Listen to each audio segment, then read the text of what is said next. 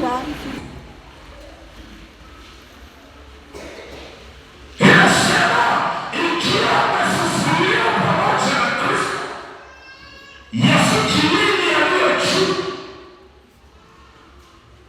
sio yaliyo katikati.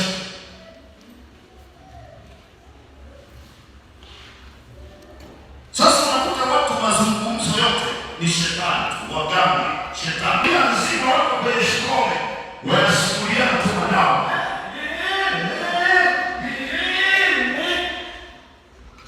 Na ndio ilikuwa hivyo. Tukiamua kukufua nguo hapo, umechanjwa mpaka kwenye makalio.